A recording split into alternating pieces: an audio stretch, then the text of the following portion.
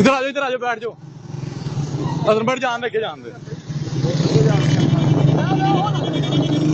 लगी देख लो